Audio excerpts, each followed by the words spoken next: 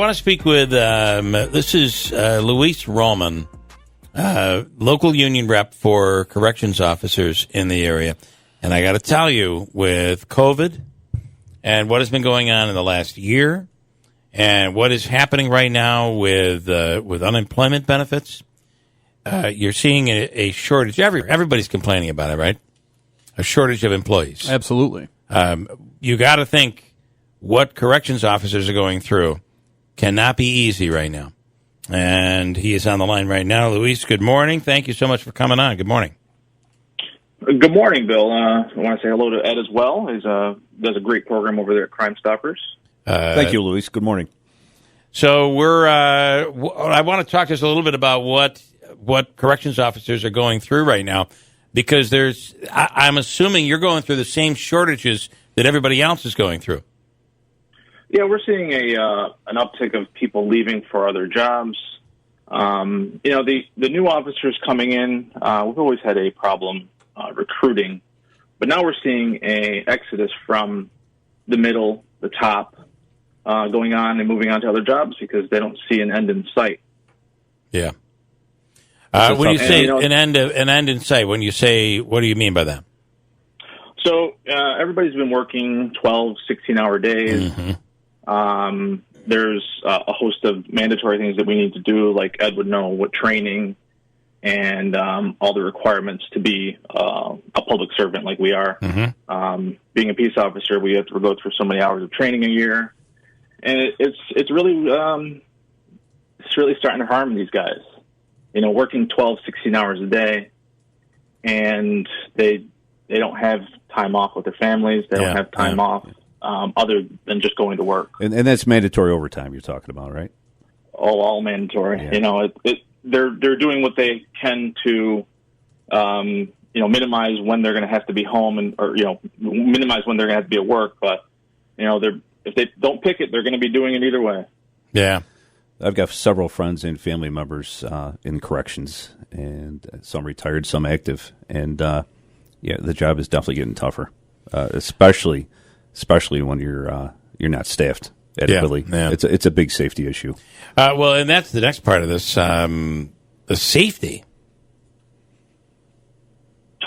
The safety is, paramount. We're in charge of making sure that the incarcerated people have everything that they need, that they're safe. Mm-hmm.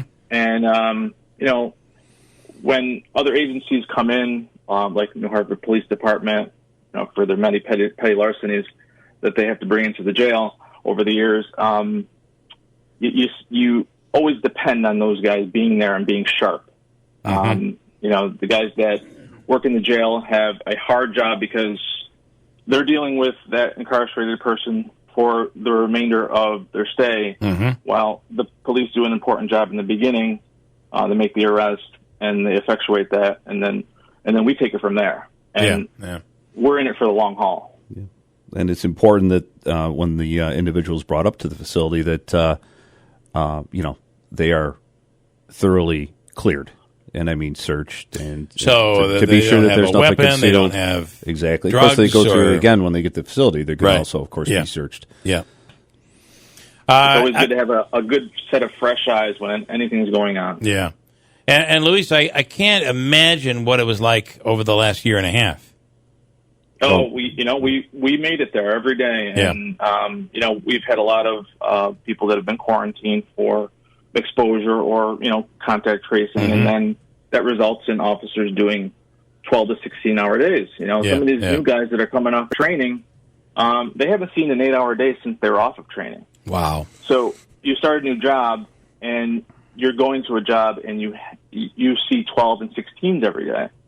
The only time they get off is their days off, their scheduled days off. And I'm assuming the money aspect of this is really good, but it just gets to the point where what are you making money for when you don't have enough time to enjoy it? Yeah, I was listening to your segment earlier. I would love to go to a Thursday movie series, but I couldn't be able to get two people together to go with me. Wow. Because they're going to be working overtime. Last Thursday there was 15 needed for overtime. Wow. So what's the answer here? What I mean, will we be in a better place when these unemployment numbers, when they bring back this extra unemployment money that's being given out? I'll give credit where credit's due. I think that they're doing a job of recruitment.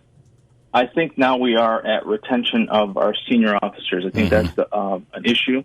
I've been telling everybody that we really should be looking at a retention bonus. This American Rescue Plan has come in. The county has the money to use. Yeah. Right now, we've made steps as a group in the union to help the bottom, bring new people in, and I think that's effective. Yeah. But now we have a wage compression issue, which the bottom comes up, and the top says, "Hey, I've been coming to work all this time. What about me?" Right. Maintain your experience is what you're looking to do. Yep. Yeah, we really need to maintain the 10, 12 year officer that, might be going over to the Fed job at the base or making the decision just to leave law enforcement altogether, rather go work at a factory or a plant just to get away from the overtime. We have 53,000 hours of overtime since the beginning of the year. That's the equivalent of 47 officers. Wow. That's got to be not cost effective for the state, right? Or for the county and for these jurisdictions. It's got to be, overtime usually costs a lot more. I'm assuming it does here as well. It's actually more cost effective to run the overtime. Okay. Because they don't have to worry about the benefits. Right. If think about giving a benefits package to 47 officers. Good point. You don't have all that cost. You're not providing time off for those 47 officers. You're just having the officers that you have work all that overtime. It's a win-win. And we are a revenue generator. We board in inmates from other jurisdictions, and we generate revenue. We are one of the few county departments that generate revenue. And it's always a topic at the legislator meetings how's the revenue? How is the revenue? We want to know. Is the feds boarding in? Are other counties dropping off inmates for your guys to watch? If we're a revenue generator, something's got to come back towards us. Yeah. All right. I feel like it's to the point now where it's just these people are being run ragged, where it makes it difficult for them to continue to do their job well. But also, it makes them feel like I don't want to do this job anymore. Yeah, we have the centralized arraignment court that has changed the way we do things, the requirements of each officer on the road and in the jail, and we have a security guard that works for the county, a special patrol officer that's making $26, $27 an hour, sitting in a empty lobby at the jail tonight because they're running cap court, centralized arraignment court. But he doesn't have a function because there's no officers coming in. The officers are coming into the back door where the police officers usually would come, and my members are the ones dealing with the police officers and those people coming in, while there's a security guard that the county has employed. Effectively, the state is paying for because it's part of unified court. But this is a $27 an hour guy sitting in an empty lobby while my officers are doing all the work. Luis, I want to bring into the conversation, and we did not set this up. This is Sheriff Maciol, who listens, has decided to call in. Can I bring him into the conversation? Yeah, absolutely. Okay. Sheriff, you're on. Good morning. Thanks for calling in. We're speaking with Luis Roman. Good morning. How are you today? Good, sir. How are you? Very good. So I want to talk about Oneida Lake in a little bit, but can we talk a little bit about what Luis is talking about here? Sure, absolutely. Obviously, it's been a struggle. I think about a month ago we were at about 64 full-time openings. At today's numbers, obviously I'm not there yet, but Since we last spoke of the 64 openings, I think we're down to 54, 53, 54. So we've added about 10 staff, although these are untrained. There's a lot of training that has to get underway, a lot of work ahead. But he is correct. We've been doing probably the most intense recruitment efforts that we've ever done.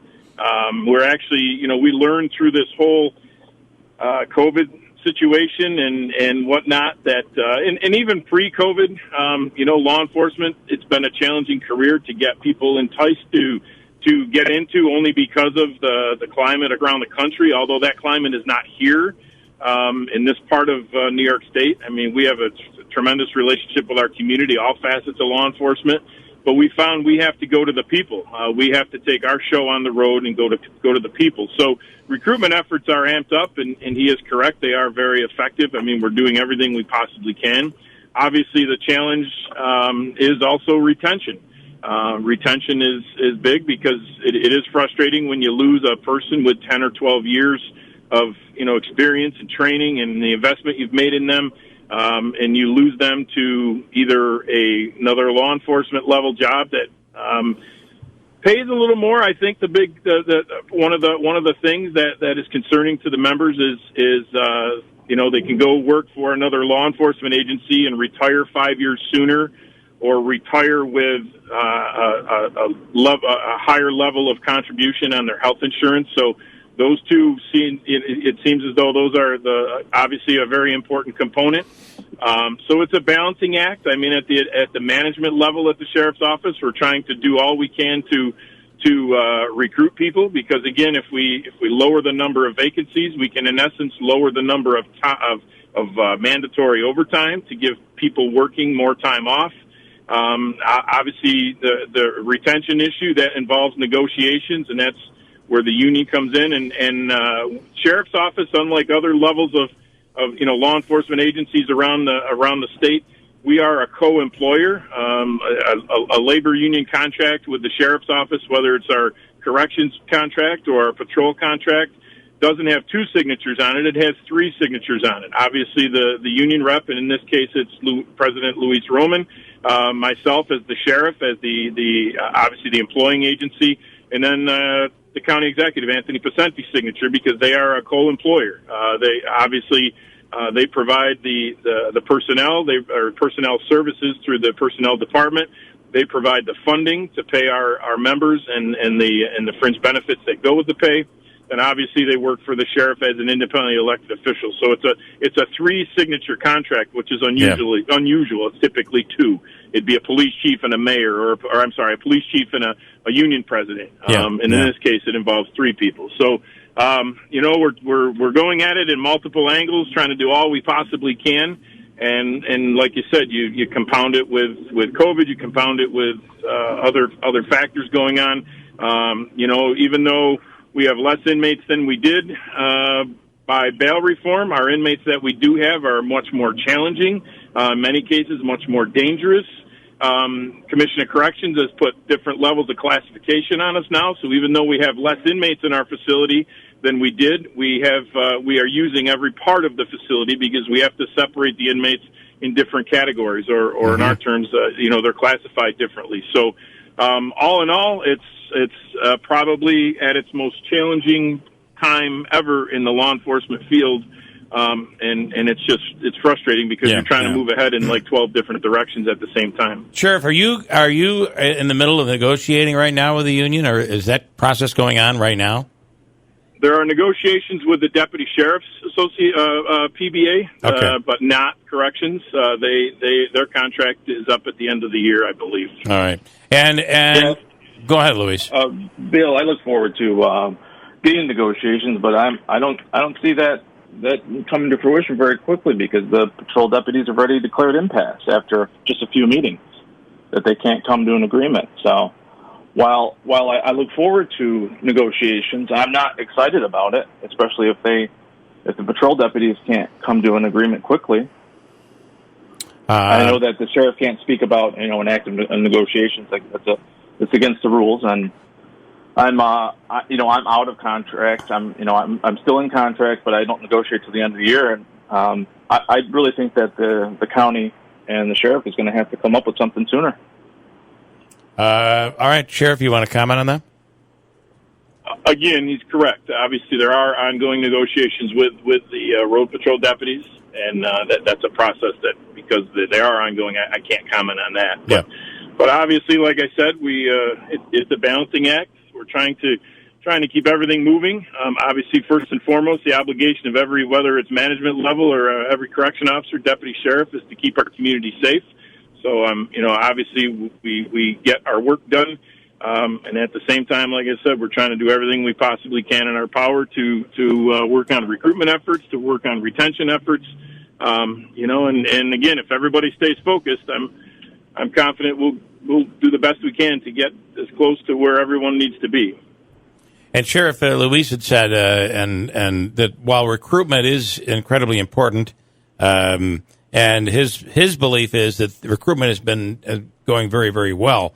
The key issue is to try to find a way to keep those experienced that experienced personnel. The retention seems to be a big issue going forward. It is, and again, I don't control the money, so you have to understand that part too. Under Sheriff Lisi and I mean, we are as committed as anyone can be committed to doing everything we can to make our workplace as pleasant as it can be under some of the most extreme circumstances that we've dealt with. I believe me. I mean, well, you guys know me personally outside of my job. I'm as committed can be, but again, I only have so much power when it's to certain aspects of employment with the sheriff's office. All right, Luis, you want to anything you want to add before we let you go? Oh, I just look forward, to making sure that the public knows, what the men and women at the jail are doing and going through. It's not an easy job, for one. It's not an easy job to continue to work these long hours.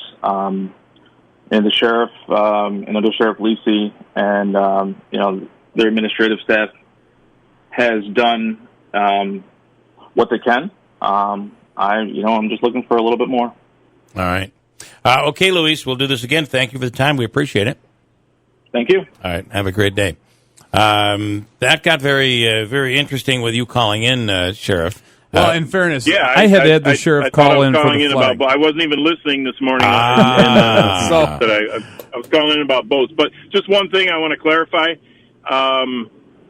we don't encourage mandatory overtime. We don't do that to save money. If there was anything I could do to lessen the amount of mandatory overtime that the members of the sheriff's office, the dedicated men and women, have to put out every single day when it comes to getting held over. As he said, there are every day 10 to 15 people at the end of the shift have to stay that planned on going home. Yep. That is not something I like. That is not something I enjoy. And certainly we don't do that to save money. So that was a little bit off base there. That is not done to save money. Believe me, if I could fill every one of those 54 full-time positions tomorrow, I would do it in a second. But I'm doing everything I possibly can to try to do that. okay, and to clear stuff up, and we have a miscommunication here, as I thought you were calling in about this topic, and Andrew is telling me he had you call in about Oneida Lake. Yes. So that, Sheriff, just so you know, is how that whole thing went down. And Sure. I'm going to give Andrew a big punch in the arm when the show's over. And I'll immediately file charges with Ed as my witness. But it's and then I'll see you with the sheriff's department. I'll be at the jail later today. So. But is it that's fine. No, I don't mind. Believe me, I live and breathe this place. I every understand day, you do. So I do. I'm, as you guys know, I can pretty much attempt to answer any question, Yes. no matter what the Yep. topic is. So. And Ed Schmidt is in here this morning as one of our guest hosts this morning. So Good morning, Sheriff. Good morning, Ed. How are Good you? morning. Ed and I have we've worked our whole career together. I remember having coffee with Ed about 30 3 plus decades ago at the corner of French and Burstone at the Nice and Easy. This So, is true. A Yeah. lot of good memories. Yep. But it's just tough to find the qualified people interested, in a lot of these jobs. Yeah. And as the sheriff Yeah. said, I firmly It believe is. he would fill every position tomorrow if he could. But also, you made a very good point that of the level of offender that is housed in your facility now with bail reform, is really changing, much higher risk. A lot of it and due to bail reform. Definitely, the other thing that hurt us with COVID was a lot of mental health programs were shut down, as you know, because there weren't offering face-to-face mental health treatment, and these people who don't need to be in jail were getting themselves in predicaments out in the community where jail was the only option. So, I mean, it's just very sad because we have inmates in our facility that really need mental health treatment, and they don't necessarily belong in jail, but in many cases that's the only place that we can put them. And I feel terrible because these people truly, like I said, have some mental health issues that they need help with, and we do our best. I mean, our mental health unit does a great job, but again, we're just a Band-Aid in a county jail. We're not a fix-all for that. Some of these people actually seek that security. Seek that control. Yeah, of being in a facility. Specifically to what the sheriff was just referring to. Okay, quickly we'll switch gears and talk about Oneida Lake. It's funny because Ed, who has a camp out on the lake, saw his deck just blown apart yesterday by the waves coming in. Well, I happened to walk out around 11 o'clock last night, and a section of the dock was actually coming apart. So fortunately, my wife was there, and she was able to get a flashlight on it, and I was in the water 11 o'clock last night securing it. And Sheriff, we're talking about the water levels being about 2 feet higher than normal right now. Yes, and it's there. We were out there. The debris is just incredible. The amount of there's always debris, obviously, after any storm or whatnot, but this is unprecedented. I mean, we're seeing docks floating by. I provided some photos to Andrew. I mean, there are boats floating where campgrounds used to be, where you could see the tents still, attached to trees and whatnot. So we're advising people to please stay off the lake. I mean, I know I can't enforce a boating ban because I have no way to enforce that.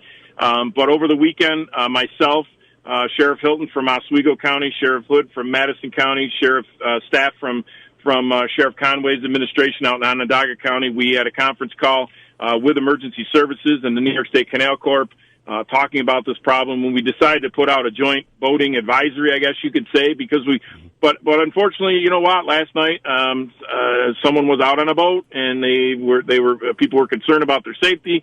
So here we go. Cleveland Fire Department, Sylvan Beach Fire Department, Coast Guard heading out onto these extremely dangerous waters and to check on people. And we just, folks, please just give it a couple days for the water level to go down. So again, we can try to get people to get their, help people get their places cleaned up and get the debris out of the water so we can resume what's left of our summer here. Yeah, there's just so many hidden hazards right now. Right.